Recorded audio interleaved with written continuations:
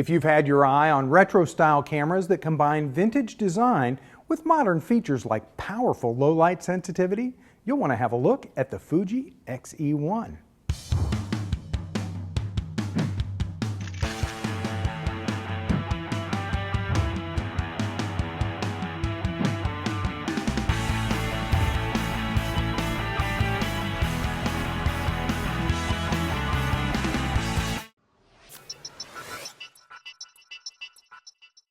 Hi, I'm Larry Becker. If you put a 16.3 megapixel APS-C sensor with impressive low light, low noise performance in a body that looks like a photojournalist shooter from the 70s, but with a nice LCD and impressive interchangeable lenses, you'd have something like this. It's the Fuji X-E1 digital camera.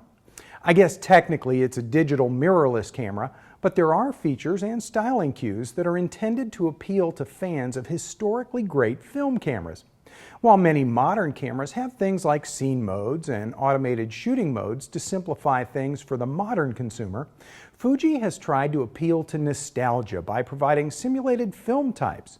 You'll find Provia, Velvia, standard monochrome, and several versions of it, with black and white conversions based on red, green, or yellow to achieve a particular monochrome look. You can see the form factor is like a rangefinder, but besides the film simulations and the body shape, everything else is completely modern. A word of warning though to Nikon, Canon, and Sony shooters. This camera will require that you spend a few minutes getting to know the camera, because things are a bit different than what you might expect. Now don't get me wrong, the menus and controls all make sense, and there's a lot that's intuitive. But here's a good example. There's no mode selector anywhere, something we've become accustomed to in modern cameras. This camera can shoot in all the modes you're used to, but the way you get to each shooting mode isn't through a traditional mode dial. There's a bit of a learning curve with the X-E1 because this camera's functionality is set up to mirror older style cameras. If you want the camera to make the choices for you, you set both controls to A for auto, and now you're in program mode. From there, if you want to adjust your aperture, you go into aperture priority by adjusting the aperture on the lens. If you want to go into shutter priority mode, set your lens on A and then adjust the dial to the desired shutter speed. If you want to shoot in manual, just set your shutter and aperture right on the camera. With some Fuji lenses, there's a switch that lets you set your aperture rather than a ring. Just flip the switch to A if you want the camera to select your aperture for you, or flip it the other way and you'll have to manually control it. Soon you'll be comfortable with those few little differences, and what really matters is the image quality and the performance. So how does the Fuji X-E1 stack up? The images are impressive, especially when it comes to noise. Detail throughout the frame is on par with any image I've seen from a camera with an APS-C size sensor. I was using a couple of popular lenses, including the kit lens, which is an 18-55 f2.8 to f4, and also I used the 18mm f2. Now from my film shooting days, I always thought of Fuji as delivering images with a bit more color saturation and punch. That seems to be true here too. The blues, greens, and reds were vivid before I did anything to the RAW files at all. On Nikon or Canon, RAW files I usually have to push saturation a bit to get what I see out of these Fuji RAW images. I love how it handled midtones and highlights in my bright daylight images, and the only aspect of my test images that was just average was shadow detail. Also, just about every lens out there has some chromatic aberration or distortion that's specific to that lens. These lenses had a little as well, more blues and greens than purples.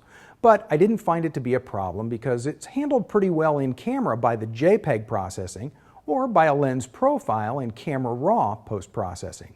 I was able to take care of it all in post. Just don't expect to find any of those convenient pre-made profiles for these lenses on the web yet. I feel like this camera is best suited for things like still lifes and portraits. It's a wonderful travel camera.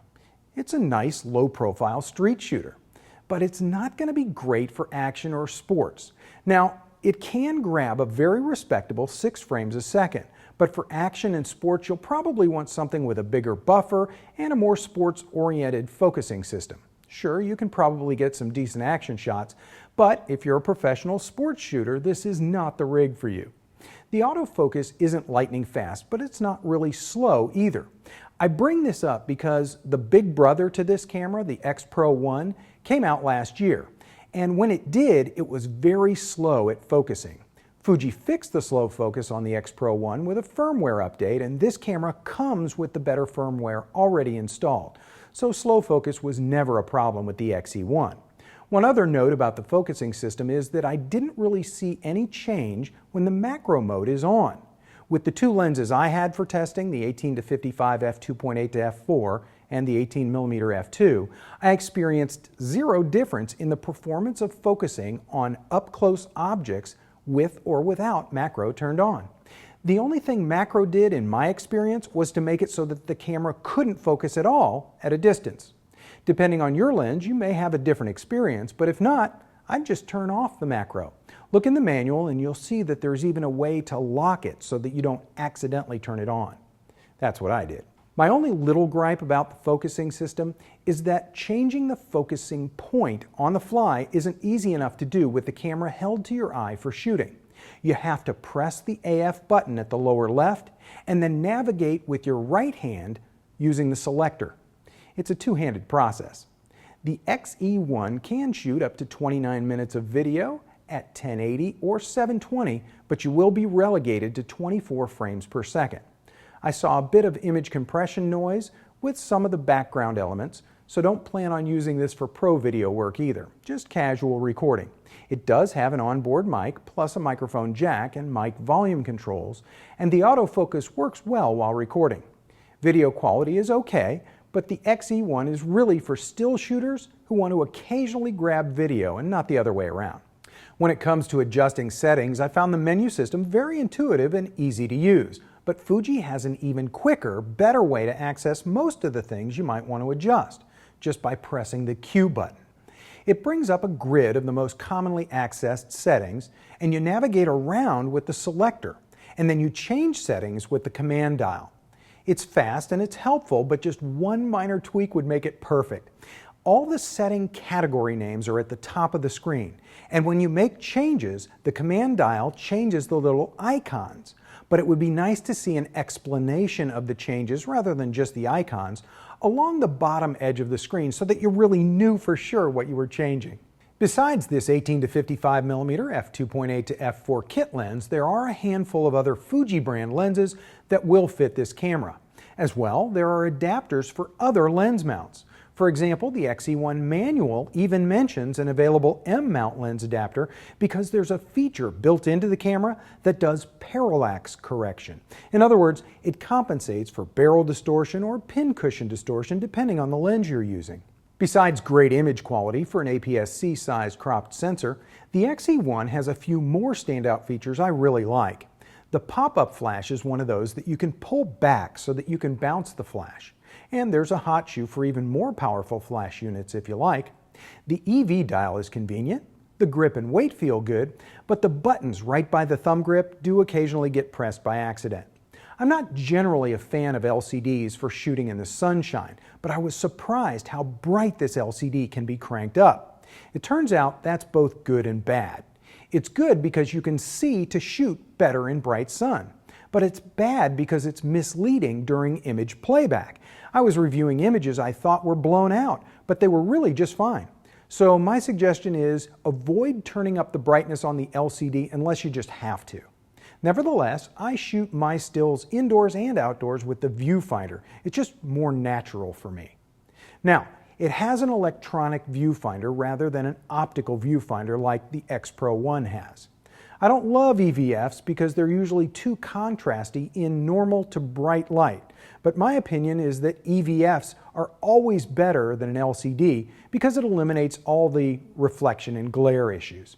If you've been thinking about getting an X Pro 1 because of the image quality and the good looks, and if an optical viewfinder isn't a critical item on your wish list, then the X-E1 is the way to go. This is a great camera for shutterbugs who want the great features and quality of today's technology in a package that looks like a pro film rig from the 70s.